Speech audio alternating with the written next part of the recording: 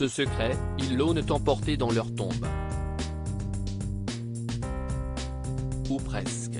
Le 28 décembre 2021, Grishka Bogdanov est décédé des suites de la Covid-19.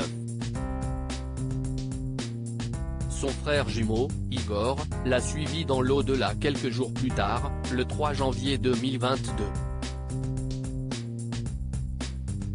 Inséparables à la vie comme à la mort, ces deux-là avaient semé bien des mystères. Dans leurs émissions de vulgarisation scientifique, certes, mais aussi à la moindre de leurs apparitions.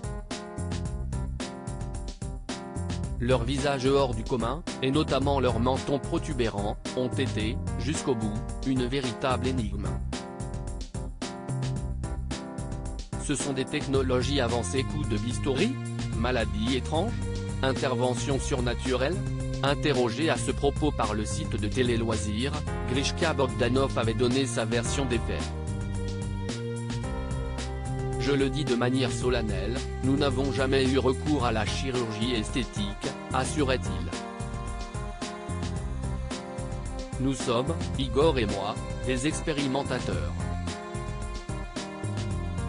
Dans l'expérimentation, il y a un certain nombre de petits protocoles.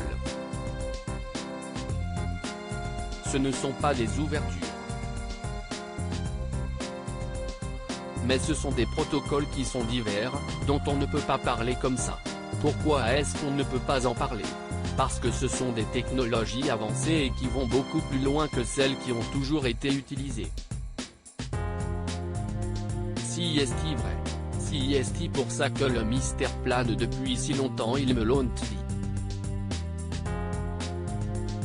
Un bien joli conte qui a pris fin après le dernier souffle de Grishka Bogdanov. Luc Ferry, ancien ministre de la Jeunesse et ami proche des jumeaux, l'avait révélé en évoquant la décision des frères de ne pas se faire vacciner contre la Covid-19. Étant très sportif, sans un gramme de graisse, il croyait que c'était plus dangereux, expliquait-il au journal Le Parisien. Il ne tombait jamais malade. Même leur menton, ce n'est pas une maladie. C'était juste du botox, ils me l'ont dit. Sauf qu'à 72 ans, le système immunitaire n'est plus aussi performant qu'avant. Quelle bêtise, mais quelle bêtise. Grishka était un personnage hors du monde, singulier, mais tout sauf un méchant.